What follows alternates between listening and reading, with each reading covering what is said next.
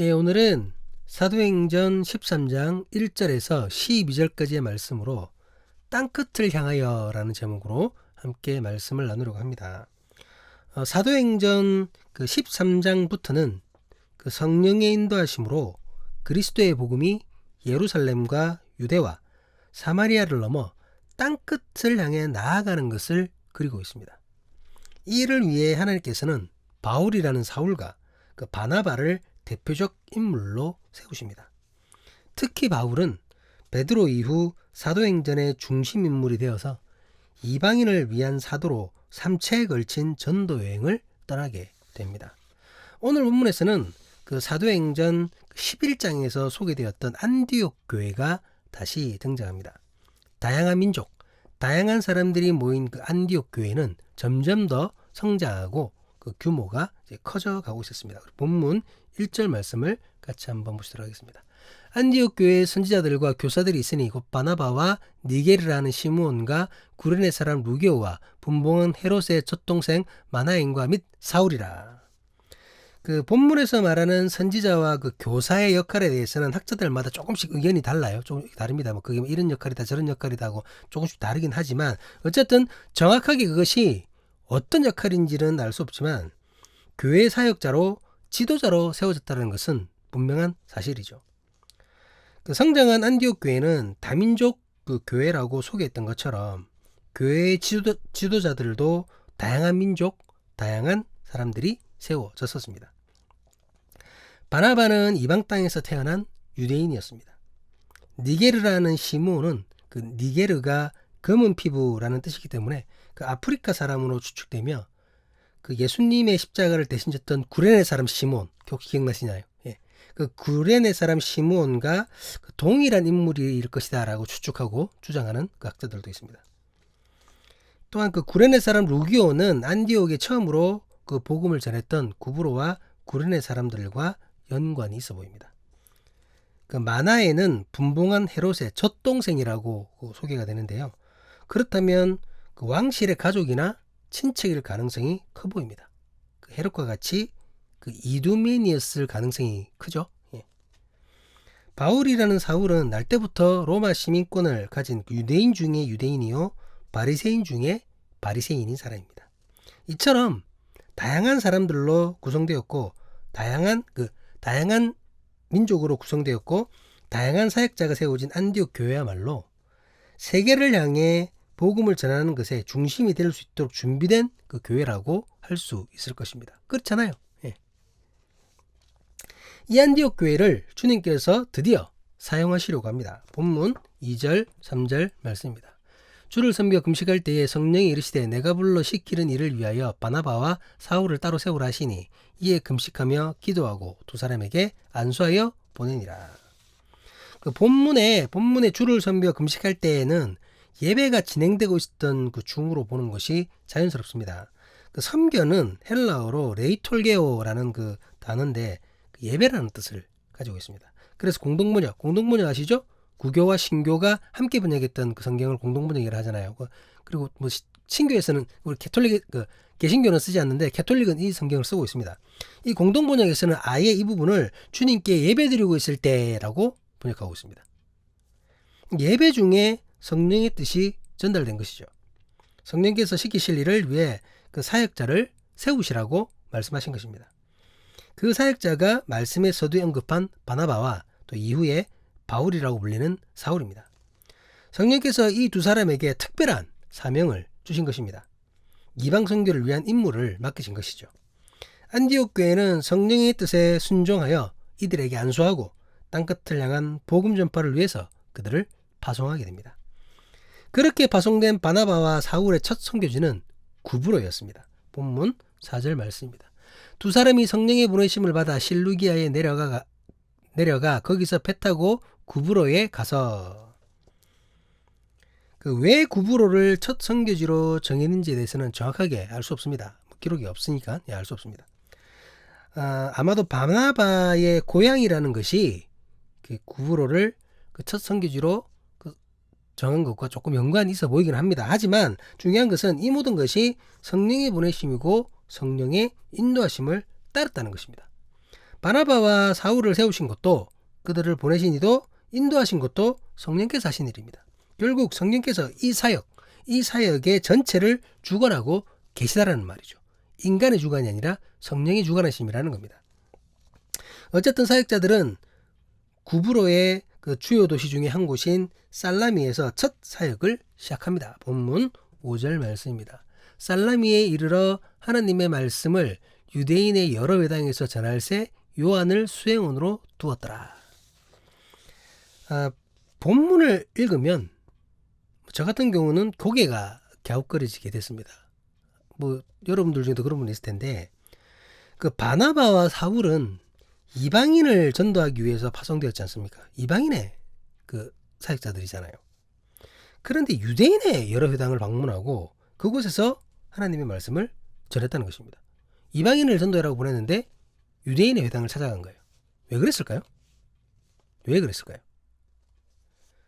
유대인의 회당은 사울에게 있어서 최적의 전도 장소였기 때문입니다.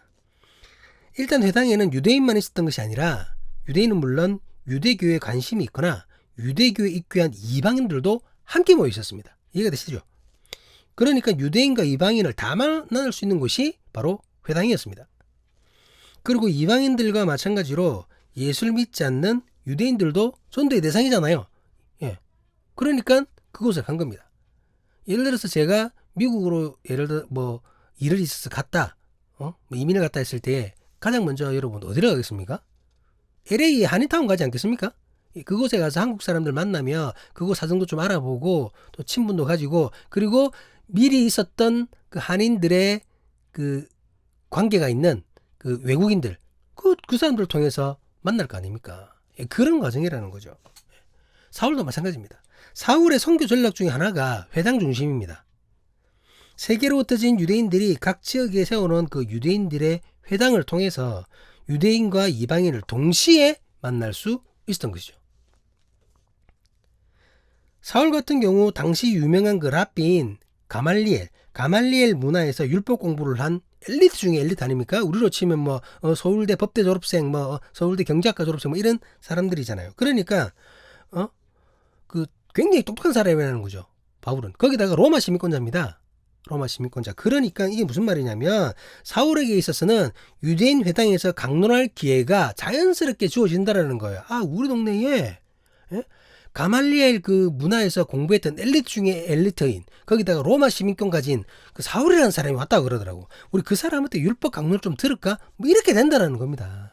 아니면 사울이 찾아가서 자신을 소개하면서 제가 율법 강론을 하겠습니다. 이러면 그러십니까? 하고 자리를 마련해 준다라는 거죠.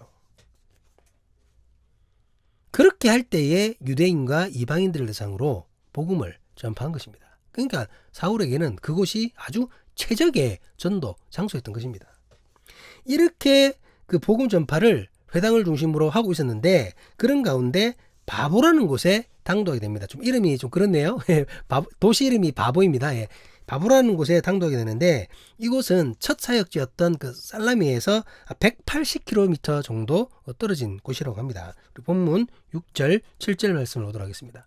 온성 가운데로 지나서 바보에 이르러 바에수라는 유대인 거짓 선지자인 마술사를 만나니 거기 총독 서기오 바울과 함께 있으니 서기오 바울은 지혜 있는 사람이라 바나바와 사울을 불러 하나님의 말씀을 듣고자 하더라.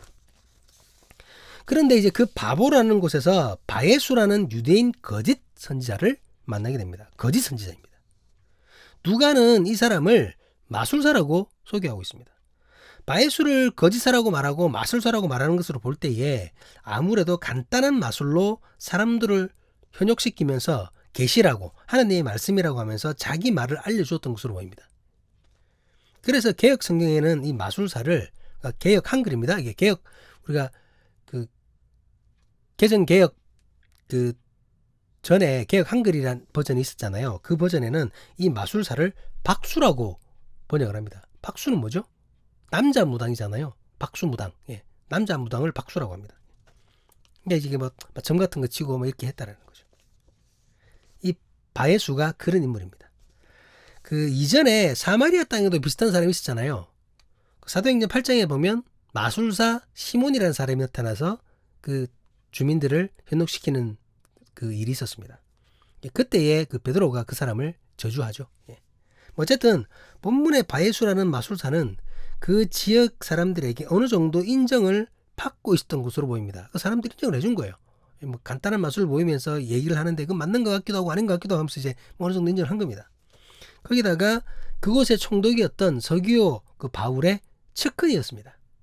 당시 지도자들은 종종 개인 마술사를 두었고 마술사에게 여러 일들에 대해서 자문을 구하곤 했었습니다. 서기오 바울과 바예수는 그런 관계였던 것으로 보입니다. 그런데 이제 총독인 서기오 바울이 무슨 이유에서인지 바나바와 사울이 전하는 그 하나님의 말씀을 궁금해합니다. 그래서 바나바와 사울을 불러 그들이 전하는 말씀을 듣고자 했던 것이죠.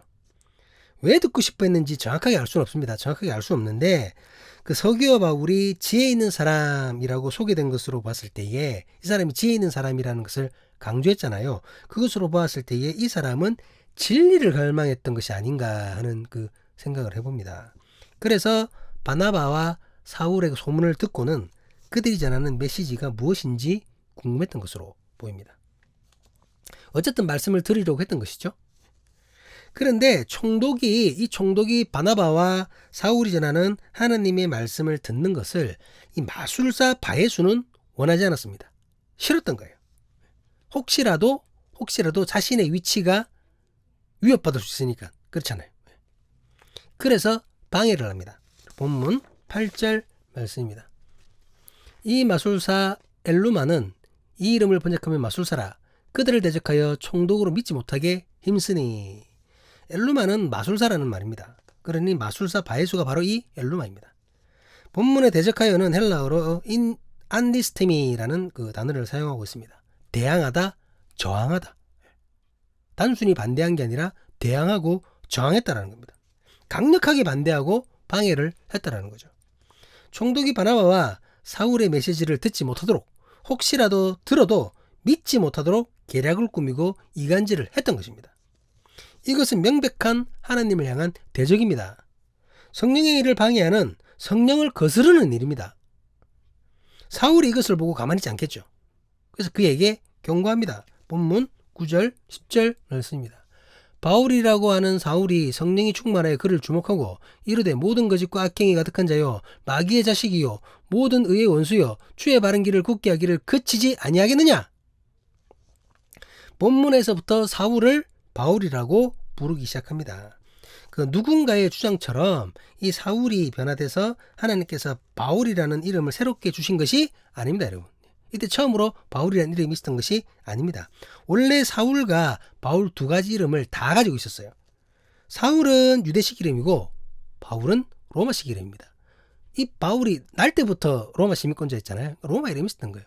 우리나라 사람들 중에서도 미국 시민권 가진 자들 한국 이름도 있고 미국 이름도 다 있잖아요. 그런 거와 같은 겁니다. 사울을 이렇게 로마식 이름인 바울로 부르는 것으로 이제는 그의 사역이 이방 중심으로 이루어질 것을 더욱 강조하는 것으로 보인다는 거죠. 그전까지는 유대식으로 사울로 계속 불렀지만 이 사람이 이방인의 사도로 세워졌고 이제 시작을 했고 앞으로 더욱더 깊이 나갈 거거든요. 아예 로마식 이름인 바울로 부르는 겁니다. 아무튼 바울은 성령 충만함으로 악행이 충만한 바예수를 향해 마귀의 자식이라고 일갈합니다. 그리고 모든 의의 원수라고 선언합니다. 왜 이렇게까지 합니까? 바예수가 복음을 방해하고 있기 때문입니다. 복음을 방해하면 하나님을 대적하는 거잖아요. 하나님의 대적자이고 대적자는 마귀입니다. 마귀는 의의 원수이기 때문입니다. 바울은 바예수에게 바른 길을 굽게 하는 일, 즉 복음 전파를 방해하는 일을 당장 멈추라고 경고합니다. 당장 멈춰라. 그러면서 경고와 함께 마술사가 받게 될 징계를 전합니다. 본문 11절 말씀입니다. 보라, 이제 주의 손이 내 위에 있으니 내가 맹인이 되어 얼마 동안 해를 보지 못하리라니 즉시 안개와 어둠이 그를 덮어 인도할 사람을 두루 구하느니라. 악행으로 가득했던 마술사는 성령으로 충만한 바울의 선언대로 앞을 보지 못하게 됩니다. 바울도 이미 경험했던 징벌이잖아요. 그렇기 때문에 이 징계가 얼마나 두렵고 무서운 것인가는 누구보다도 잘 알고 있습니다. 바울은. 어쨌든 이 형벌은 영속적인 것은 아니었어요. 바울에게 그랬던 것처럼. 바울도 눈을 떴잖아요. 그것처럼 이 마술사 그 바예수도 뭐 평생 동안 이 맹인으로 있는 것은 아니었습니다. 마술사 맹인이 앞을 보지 못하는 것은 얼마 동안만이었습니다. 그 이유는 어떻게 될까요? 그 이유에 대해서는 이제 마술사가 선택해야 된다는 거죠. 바울처럼 깨달음을 얻고 주님 앞에 엎드릴 것인가? 아니면 계속해서 하나님을 대적할 것인가? 그것은 그에게 달린 문제입니다. 마술사에게 일어난 하느님의 징계는 그 총독이었던 서기오 바울이 믿음을 결심하는 계기가 되었습니다. 본문 12절 말씀입니다. 이에 총독이 그렇게 된 것을 보고 믿으며 주의 가르침을 놀랍게 여기니라. 놀라운 이적을 눈으로 보고 그것을 경험했던 총독은 주님 앞에 무릎 꿇을 수밖에 없었습니다. 이처럼 당시에는 이적이 불신자들을 회심시키는 것에 큰 역할을 했었습니다. 그렇기에 예수님도 이적을 행하셨고 사도들을 통해서도 이적이 일어났습니다. 하지만 이적이 사람을 회심시키는 큰 역할을 한 것은 사실이지만 그것이 전부는 아닙니다. 무슨 말씀인지 이해되시죠? 이적만 갖고 되는 게 아니라는 겁니다. 이적만으로 회심이 이루어지거나 온전히 이루어지거나 회심한 마음이 계속 유지되는 것이 아니라는 말입니다. 서기오 바울의 경우에도 진리를 향한 말씀을 향한 갈급함이 있었습니다. 그런 그가 주께서 보이신 이적을 체험한 것이죠. 그리고 체험 후에는 가르침이 있었습니다. 건강한 회심은 이 모든 것을 수반해야 합니다. 진리를 향한 갈급함이 있어야 이적을 경험해도 그것이 하나님의 능력임을 깨닫게 되는 것입니다. 그리고 말씀에 대한 가르침이 있어야 이적만을 쫓아다니는 어리석음에 빠지지 않게 되는 것이죠. 그 서기오 바울이 이런 건강한 회심의 과정을 겪게 된 것입니다. 말씀을 마무리하겠습니다. 대적자의 방해가 있었지만 바나바와 사울의 첫 사역은 성공적으로 열매를 맺게 되었습니다. 앞서도 말씀드렸듯이 이 사역은 처음부터 성령에 의해 시작되었고 성령에 이끌려 성령의 뜻에 따라 이루어졌기 때문입니다. 그렇기 때문에 그 어떤 방해도 그 길을 막지 못했습니다. 무엇보다 성령 앞에 바나바와 바울이 겸손하게 순종하였기 때문에 그들의 발걸음은 그 누구도 막을 수가 없었다는 것이죠. 성령의 뜻은 지금도 변함이 없습니다. 성령의 이끄심은 지금도 우리를 인도하십니다. 성령의 원하심은 여전히 모든 사람들이 복음을 듣고 주님 앞에 무릎 꿇는 것입니다. 지금도 바나바처럼 바울처럼 겸손하게 성령의 이끄심에 순종하며 나아가는 하나님의 사람을 주님은 세우시길 원하십니다. 오늘 혹시라도 나를 성령께서 따로 세우실 때에 거부하지 않고 겸손하게 순종할 수 있기를 주님의 이름으로 간절히 기도합니다. 나는 아니더라도 내가 아는 누군가가 성령의 세우심을 받게 된다면 그를 위해 금식하며 기도할 수 있는 내가 될 수 있기를, 우리가 될 수 있기를, 그렇게 주님의 역사에 동참하는 우리가 되기를 주님의 이름으로 간절히 간구합니다. 기도하시겠습니다. 아멘.